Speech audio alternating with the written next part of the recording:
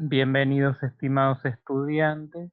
Hoy vamos a ver los temas de los trabajos, a repasar algunos de los temas de los 3 trabajos que tenían para entregar. Antes vamos a ver el grupo,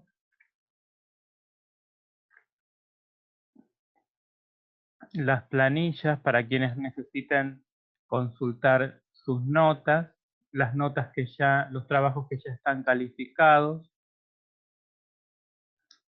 Recuerden que la entrega de trabajos hasta el 19 de diciembre. Me informaron que es el fin de la cursada, me informaron al inicio de la cursada que el 19 de diciembre termina la cursada, pero ahora por orden de fines me han dicho que va a seguir en febrero, con lo cual va a haber otro trabajo práctico, el trabajo práctico número 4.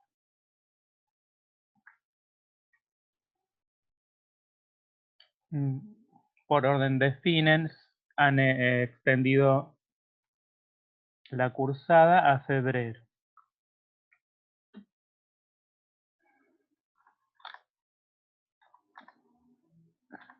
Vamos a repasar, como ya les había dicho al inicio de la cursada o en la cursada, cómo es la entrega de trabajos. Ya lo habíamos dicho este tema, lo habíamos anunciado, pero vamos a repasarlo por si alguien tiene alguna duda. Lo ideal es que pudieran participar de esta clase virtual para hacer sus consultas personalizadas. Voy a entonces vamos a ver el grupo y cuáles eran los temas del trabajo de investigación para aquellos que todavía no los han entregado. La fecha de recepción era hasta el 19 de diciembre, pero voy a extender esta fecha hasta el 27 de diciembre para dar oportunidad a aquellos alumnos que por cualquier motivo, por diferentes motivos, no han podido entregarlo en la fecha del 19 de diciembre o no hayan podido entregarlo para esa fecha.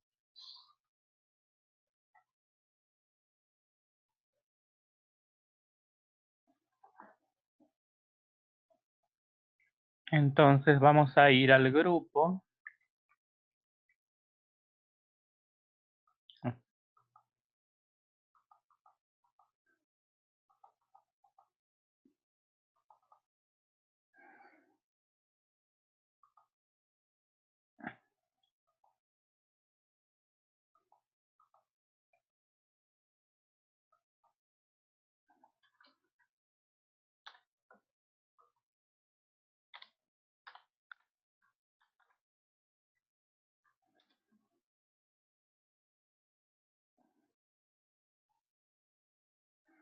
Aquí estamos viendo las invitaciones que he enviado para cada una de las clases.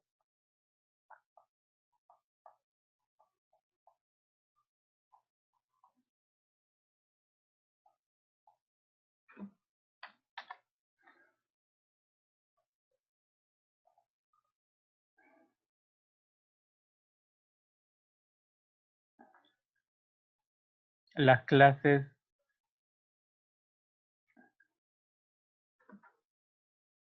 las capturas de pantalla, las clases grabadas que les he enviado para aquellos alumnos que no han podido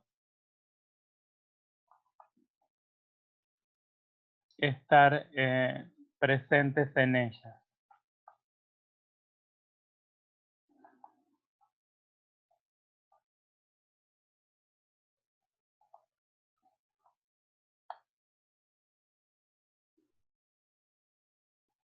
Aquí vemos las clases.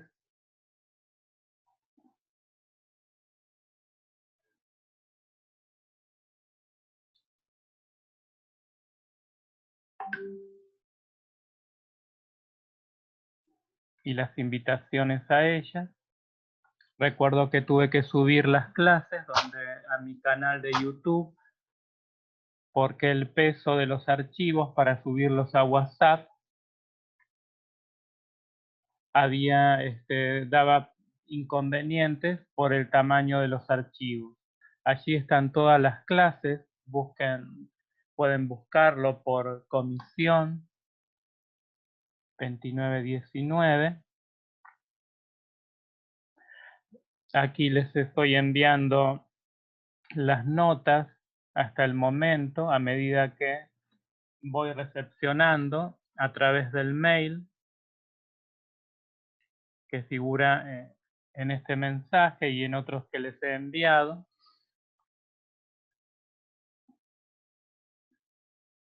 Las notas hasta el momento. A medida que voy recepcionando los trabajos, aquí vemos la recepción de trabajos al mail. A medida que los voy corrigiendo, voy pasando la nota de cada uno específicamente. Acá vemos que los trabajos pueden ser más en esta situación de pandemia mundial.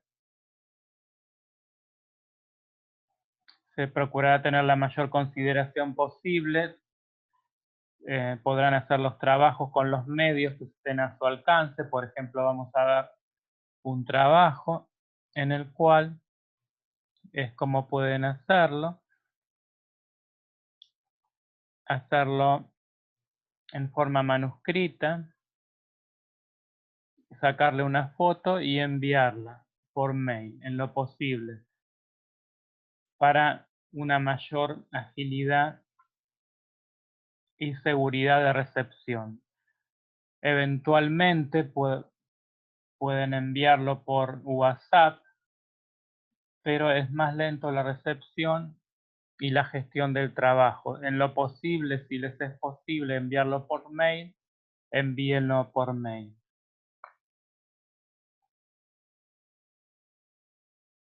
Acá vemos diferentes trabajos en la recepción que han sido recepcionados al mail.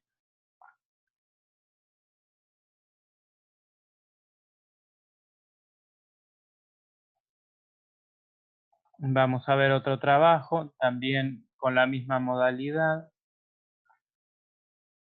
Sacarle una foto y hacerlo en forma manuscrita. Quienes tengan acceso a dispositivos que puedan correr los programas con los cuales estuvimos trabajando, pueden enviarlo digitalizado. Vamos a ver un ejemplo de un trabajo que han enviado alumnos en este formato digitalizado.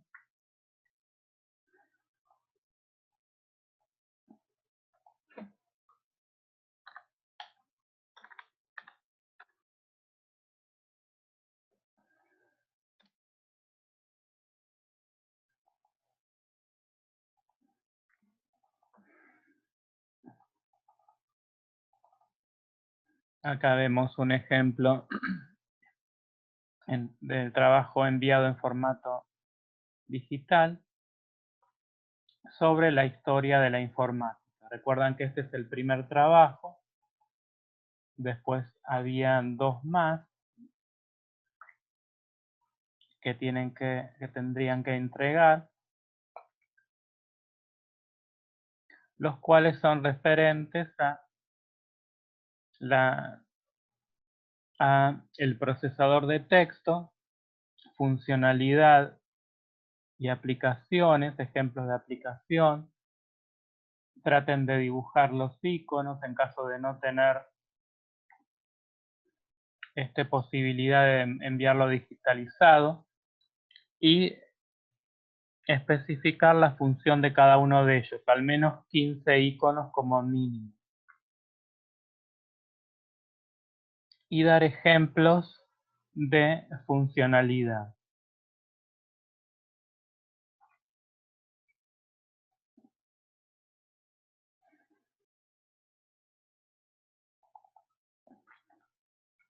Bueno, acá vemos otro trabajo en forma manuscrita, que también es válido de acuerdo a los medios. Recuerden que cada uno pueda disponer en esta situación eventual ante esta eventualidad.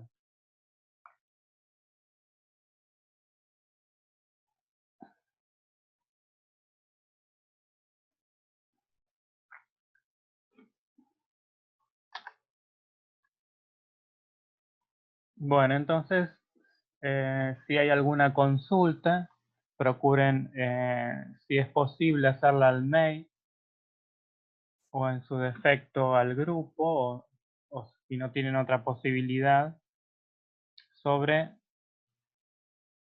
los trabajos. La cursada se va, como les decía,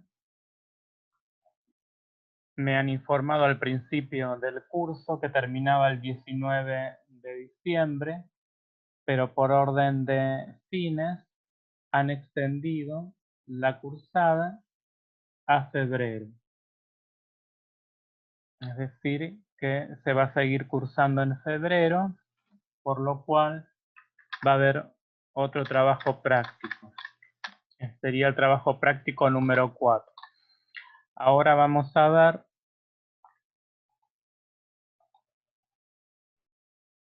las planillas hasta el momento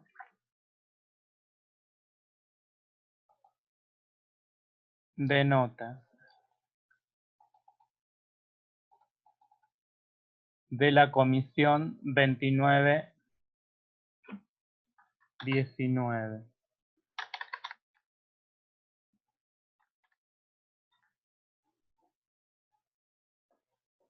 Bueno, acá vemos otros cursos que ya han entregado trabajos y que ya tienen notas. Hasta el momento estas son las notas. Hay una extensión de la cursada en febrero donde va a tener lugar, como les decía anteriormente, el trabajo práctico 4.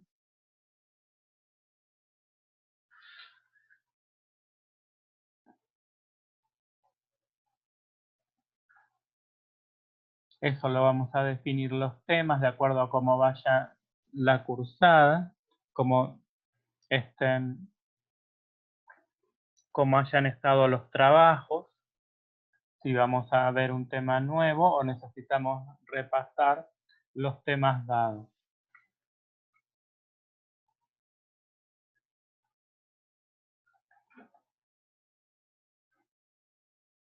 Entonces, para quienes todavía no han entregado los trabajos, los 3 trabajos que tenían que entregar en la materia, el trabajo práctico 1, trabajo práctico 2 y trabajo práctico 3, que ya definimos los temas, vamos a repasar algunos de estos temas.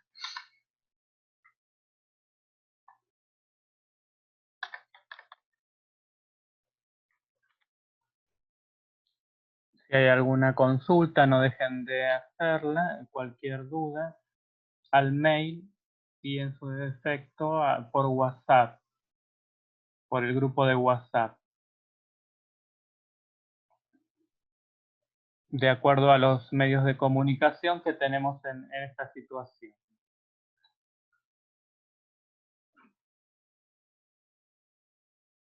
de pandemia mundial.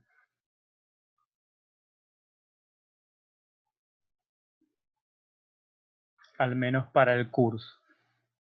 Entonces vamos sobre la historia de la informática, vamos a ver un material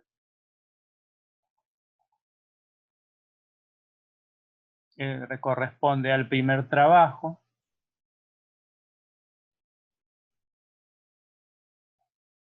Que tienen que realizar para la materia. Es una palabra de origen francés formada por la contracción de los vocablos información y automática. La informática es la ciencia que versa sobre la adquisición, almacenamiento, representación, tratamiento y transmisión de la información de manera automática mediante máquinas denominadas ordenadores o computadoras. El término información tiene en informática un significado amplio y hace referencia a un conjunto de símbolos que representan hechos, objetos o ideas. El ordenador o computadora es una máquina capaz de aceptar unos datos de entrada, efectuar con ellos operaciones lógicas y aritméticas y proporcionar la información resultante a través de un medio de salida. Todas estas operaciones se realizan sin intervención humana, bajo el único control. Entonces, en el primer trabajo, la definición de informática, traten de hacer una línea de tiempo con las diferentes generaciones de dispositivos, de computadoras, y cuáles fueron los hitos que determinaron el cambio de generación. Por ejemplo, como el transistor, la válvula de vacío, el circuito integrado, la mayor cantidad de componentes en el circuito integrado, es decir, el aumento de la miniaturización y la cantidad de elementos en los circuitos integrados que diferencian diferentes generaciones, las diferentes arquitecturas, los procesadores,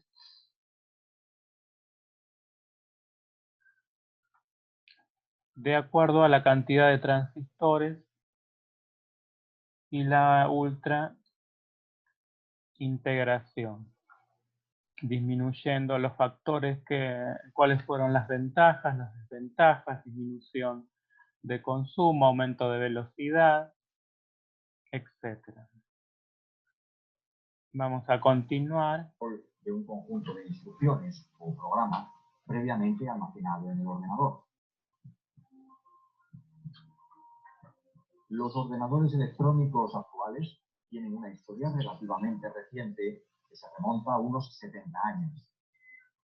No obstante, los seres humanos siempre han buscado tener dispositivos que les permitieran efectuar cálculos precisos y rápidos. El nexo de unión entre ambos hechos es la existencia de muchos precedentes mecánicos y electromecánicos de los actuales ordenadores. Los primeros instrumentos de ayuda al cálculo de los que se tiene noticia son huesos utilizados para representar cantidades y que fueron empleados por el hombre de Cro-Magnon hace unos 25.000 años.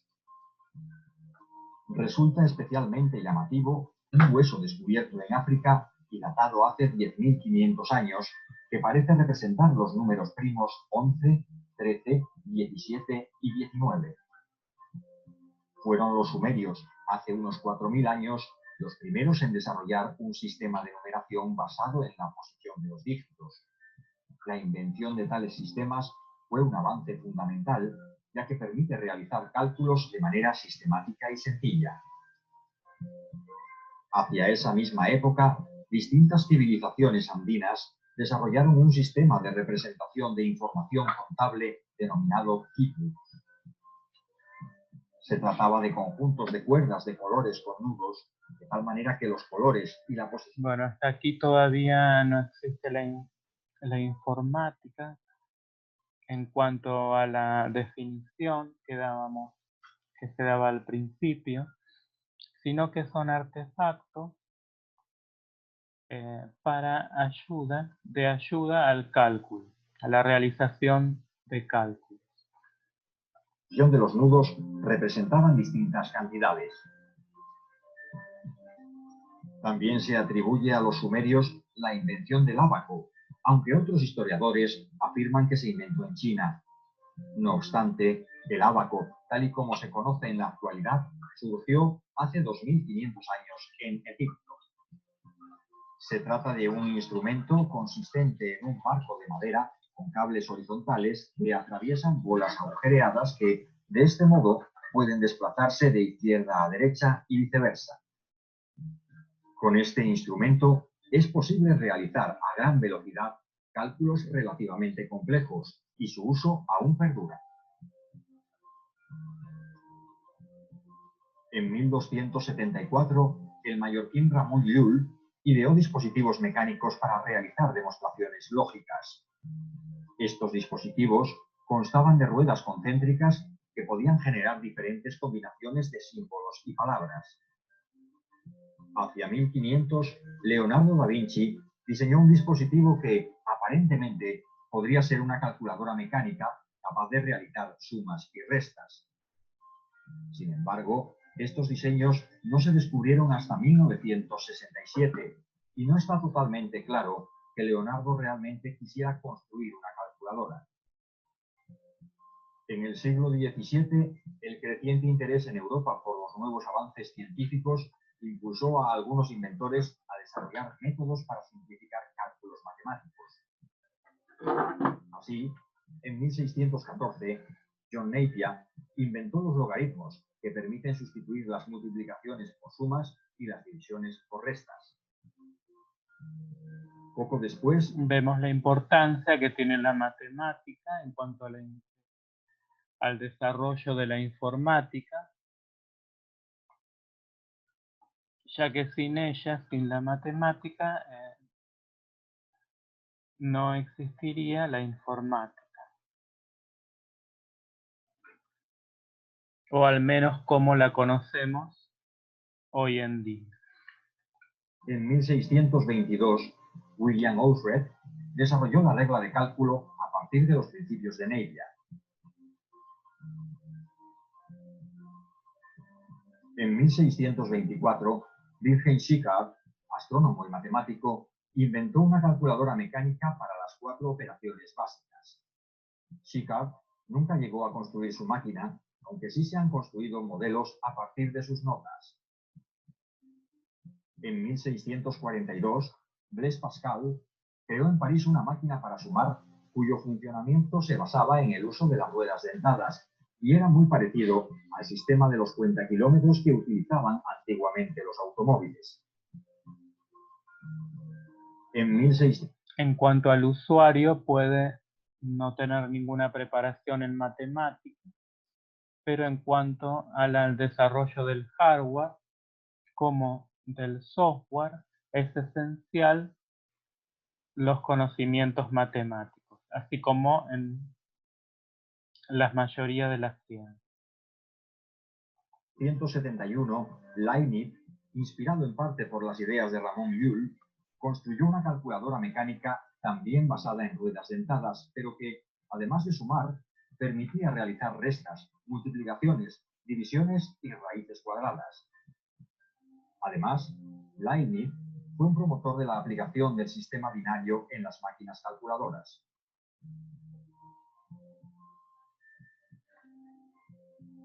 En 1804, Joseph Jacquard desarrolló un telar que se servía de tarjetas perforadas para controlar la creación de complejos diseños textiles. La misma técnica se utilizaría después en pianolas y organillos que empleaban tarjetas o cintas perforadas para almacenar la partitura a reproducir. Las tarjetas y cintas perforadas jugarían posteriormente un papel preponderante en la historia de la informática como medio de almacenamiento de información. A partir de 1822, el matemático e inventor británico Charles Babbage llevó a cabo una serie de avances fundamentales. En primer lugar, propuso la creación de la llamada máquina diferencial, cuya misión era calcular tablas matemáticas, como las trigonométricas o logarítmicas. Posteriormente, en 1830, y cuando aún no había construido esa máquina, Babbage concibió un segundo dispositivo, la llamada máquina analítica. Esa máquina sería un ordenador de propósito general, es decir, programable, y debería haber utilizado tarjetas perforadas y ser impulsada por vapor. Babbage colaboraba con Lady Augusta Ada Lovelace, hija del poeta Lord Byron, y manejaba la secuencia de datos de manera mecanizada. Semejante logro fue obra del norteamericano Herman Hollerith, que previamente, en 1884, había solicitado la patente para una máquina de tabulación automática de tarjetas perforadas. El sistema Hollerith permitía calcular y agrupar. Vemos las tarjetas perforadas, forma de ingreso. Sería el periférico en esta máquina, quien recepcionaba las tarjetas perforadas para realizar su procesamiento de los datos y las instrucciones. Es decir, el procesamiento de datos de acuerdo a determinadas instrucciones. Censales, y se utilizó por primera vez para realizar el censo de los Estados Unidos de 1890.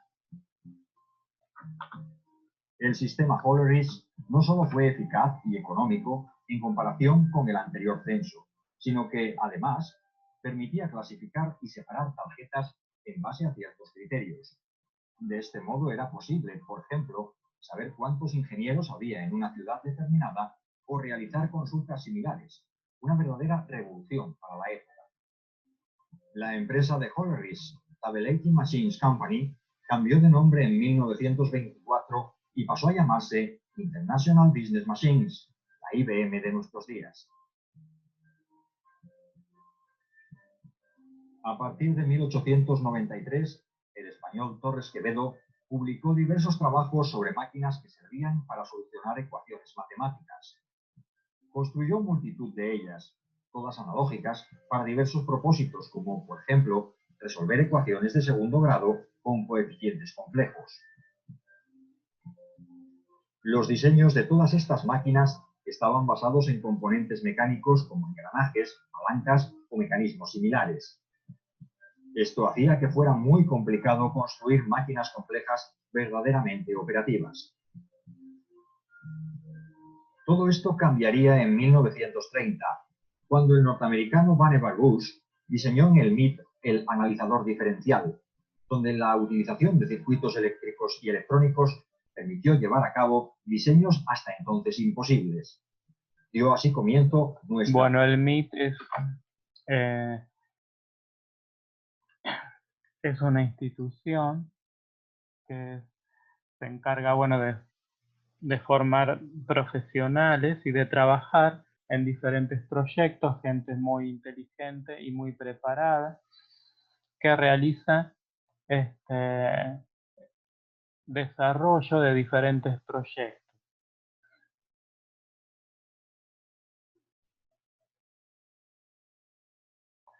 Su traducción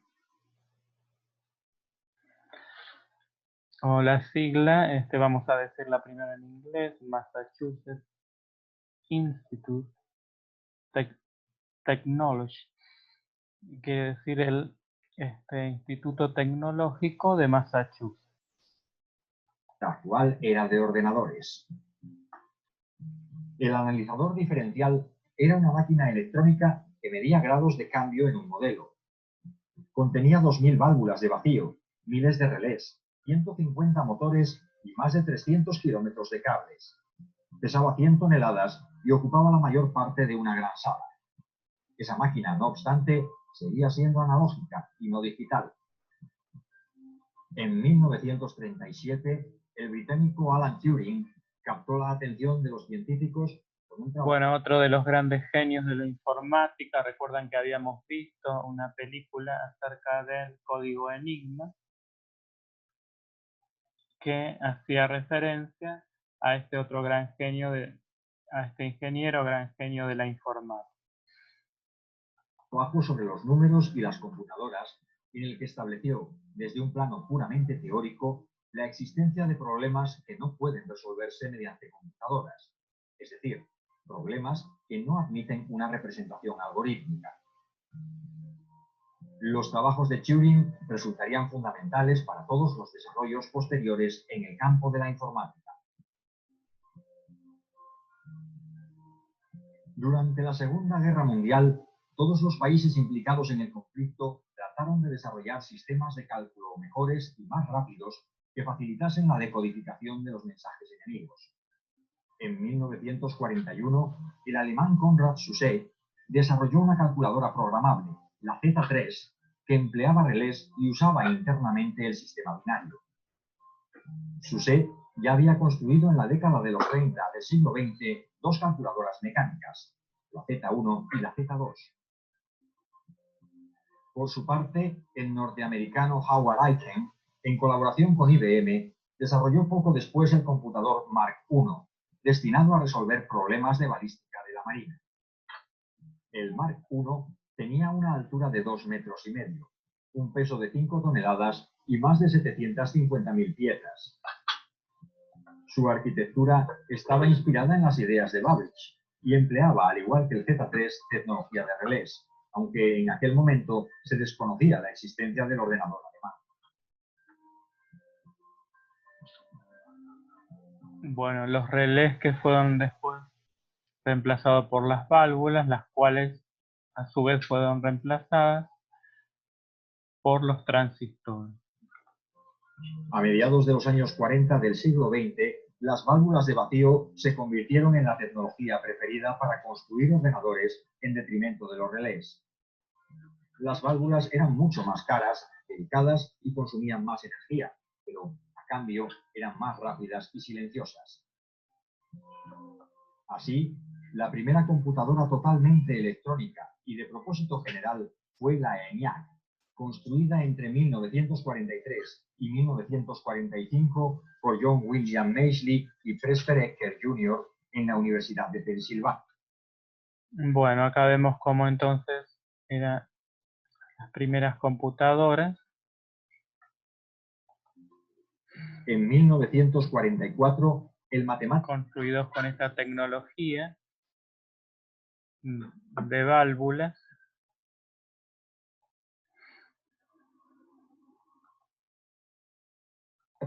El matemático húngaro-americano John von Neumann, que trabajaba en el proyecto Manhattan para el desarrollo de la bomba atómica, se percató de la importancia que los ordenadores podían tener para el diseño de armas nucleares. Bueno, entonces acá tenemos a von Neumann, con cuya arquitectura funcionan las máquinas actuales.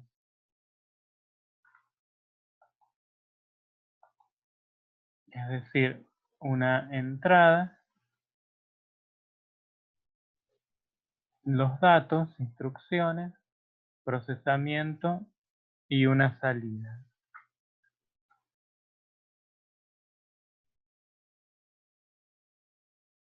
Una memoria para las instrucciones, un almacenamiento de memoria para las instrucciones, otro almacenamiento para los datos, un procesamiento de dichos datos de acuerdo a esas instrucciones y una salida. Según dicha arquitectura, un ordenador consta de los siguientes elementos: una unidad central de proceso, o CPU, que consiste, a su vez, en una unidad aritmético-lógica para realizar operaciones y una unidad de control encargada de ejecutar las instrucciones del programa. Memoria para almacenar tanto el programa como los datos que éste utiliza, memoria secundaria y dispositivos de entrada-salida. Como ya se ha dicho, los cuales serían los periféricos, ¿está bien? Los dispositivos de entrada y salida. Entonces, esto ya lo habíamos visto. Traten de hacer una línea de tiempo con cada uno de los eventos que determinan la clasificación de acuerdo a ese criterio, de acuerdo a un criterio,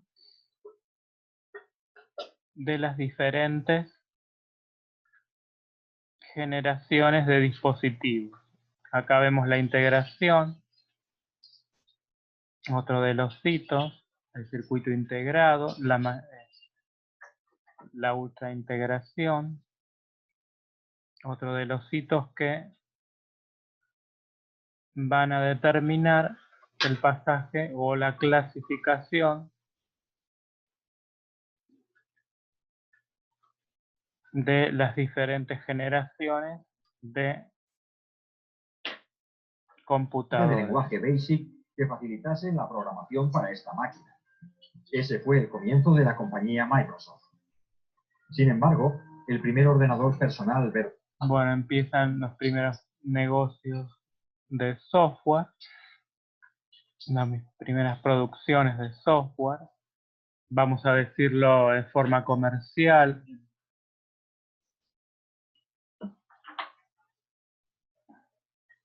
De una forma sencilla, vamos a decirlo, que estos software dirigidos a las computadoras personales. Antes las computadoras eran desarrolladas tanto con su hardware como software por científicos y eran para aplicaciones científicas, generalmente, o de universidades.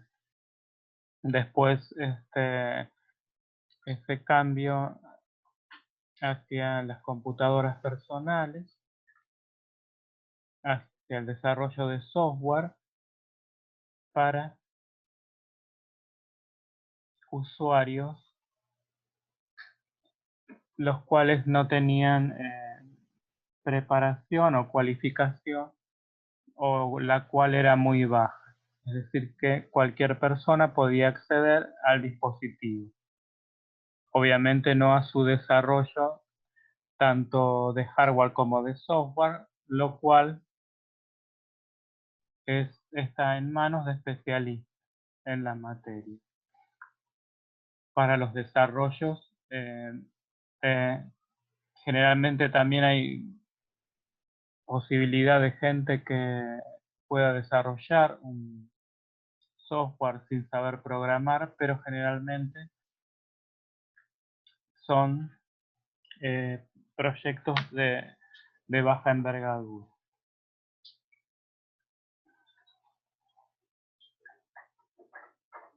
Vamos a continuar. E intuitiva, haciendo así que la web fuese verdaderamente útil. Pero si los buscadores son fundamentales para la web, tampoco podemos olvidarnos de los aspectos colaborativos. Bueno, ahí vemos el desarrollo de diferentes softwares con diferentes especialidades. Bueno, esto ya lo habíamos visto a modo de repaso, lo vimos hoy. Vamos a seguir con los procesadores de texto. Recordemos que teníamos que mencionar sobre los procesadores de texto al menos 15 iconos y su funcionalidad. Es decir, teníamos el menú textual, el menú iconográfico y el menú contextual. Pueden dibujar en caso de no tener posibilidad de digitalizar el trabajo, la interfaz como la funcionalidad que da cada uno de estos iconos, al menos 15 como mínimo. Vemos la acción que produce cada uno de estos iconos y algún ejemplo de aplicación en que se aplican los procesadores de texto o cuál es su aplicación principal.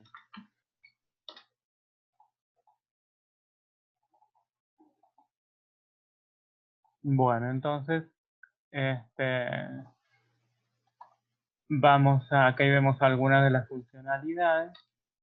lo vamos a ver solo a modo de repaso entonces. Y para proponer los lineamientos del trabajo práctico número 2, ya lo habíamos hablado esto, lo habíamos propuesto en el grupo. Los que puedan hacerlo, hacer en la aplicación, si pueden tener un dispositivo que pueda correr algún tipo de procesador de texto, pueden hacerlo. Los que no, era lo que mencionábamos antes.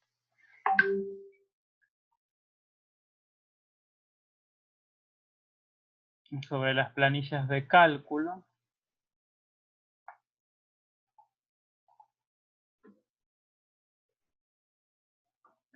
habíamos dicho hacerla un pedido. Aquellos que puedan tener una hoja de cálculo, que puedan correr una hoja de cálculo, hacer un pedido con producto y precio, etcétera. Esto ya lo habíamos dicho. Producto, cantidad,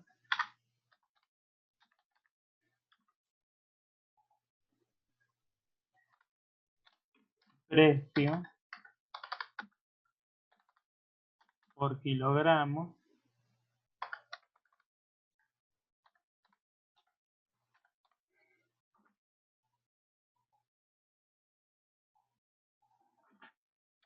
precio total,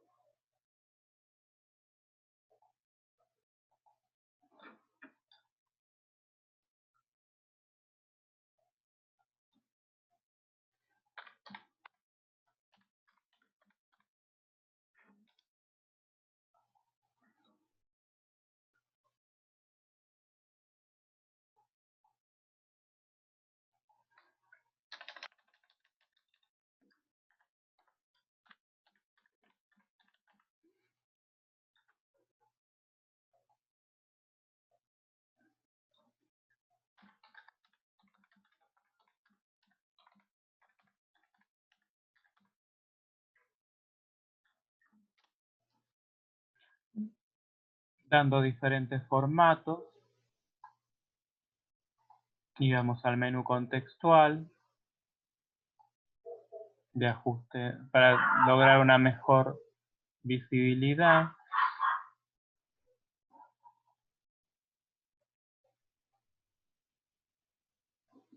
Podemos darle un color.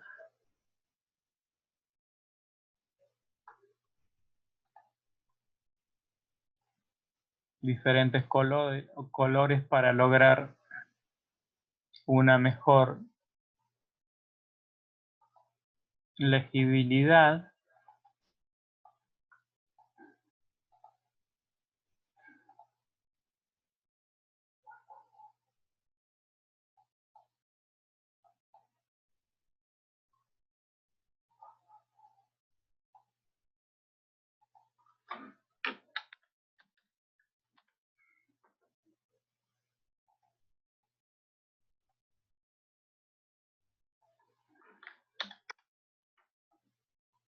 Por ejemplo, producto manzana, naranja,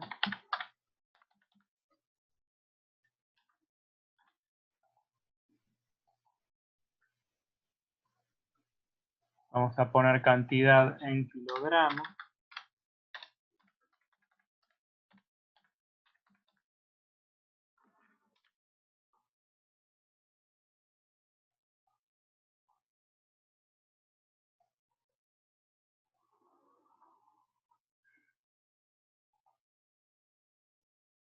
Vamos a darle con formato de celda para procurar otro formato para procurar una mejor legibilidad.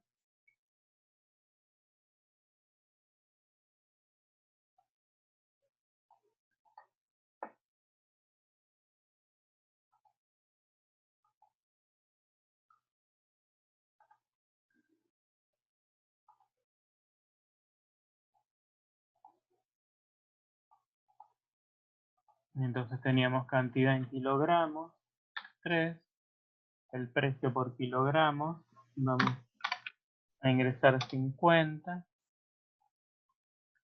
en naranjas 5, precio por kilogramo 40, y acá el precio total lo hacíamos ingresando una fórmula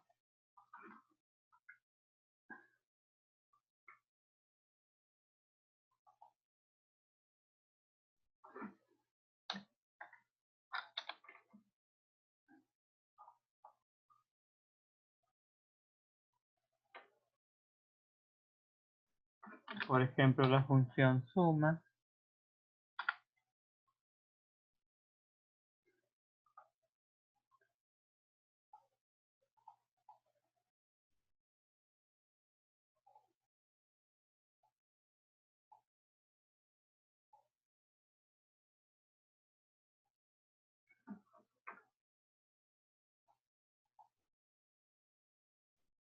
En este caso va a ser la función multiplicar, o podemos hacerlo de esta forma si le resulta más fácil.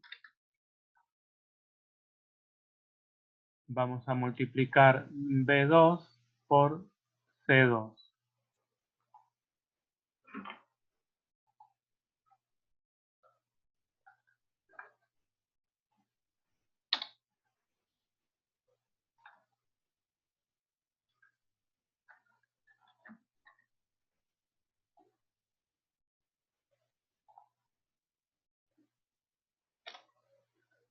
Vamos a copiar, lo vamos a arrastrar.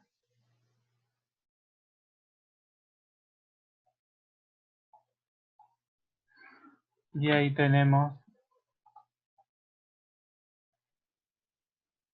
nuestro resultado. 3 kilos de manzanas a 50 pesos, 150. 5 kilos de naranjas a 40 pesos, 200. Es decir, tenemos la fórmula haciendo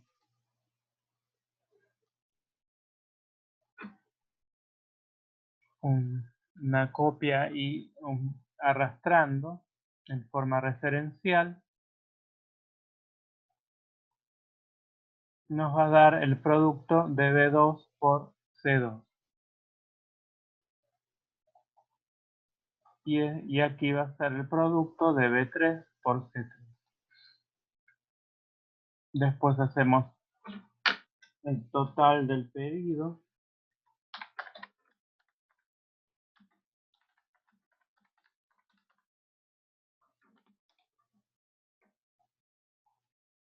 Entonces podemos hacerlo si les es posible.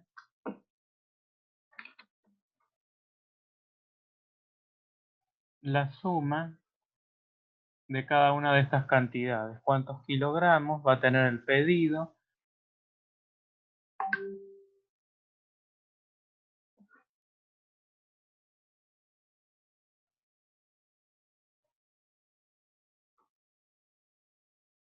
Por ejemplo, entonces lo podemos hacer mediante inserción de una fórmula o mediante la forma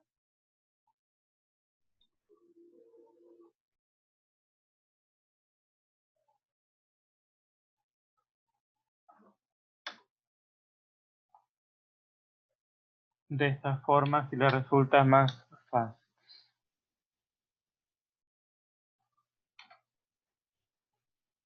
Vamos a hacer el precio total del pedido.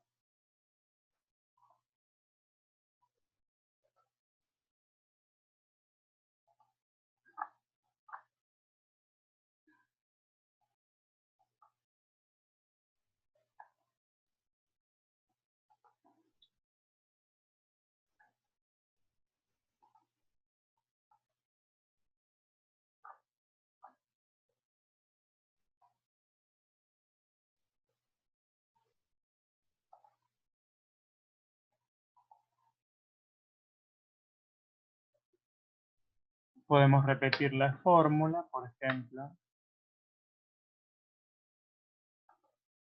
D2 más D3.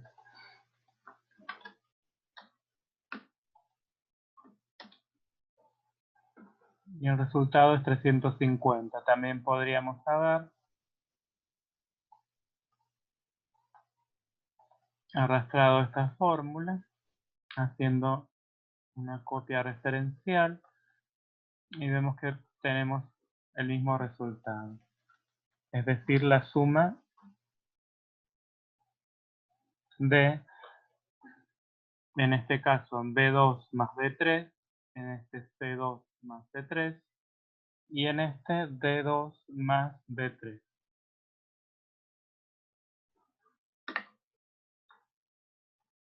Entonces hacíamos igualmente, para quienes no puedan correr una hoja de cálculo debido a esta situación o que no tengan acceso a ella, pueden entonces hacer la descripción y la acción de 15 iconos, es decir, cuál es la función de esos 15 iconos como mínimo, y realizar o dar ejemplos de aplicación de la planilla de cálculo. Hasta aquí la clase de hoy. Gracias por su atención y hasta una próxima clase.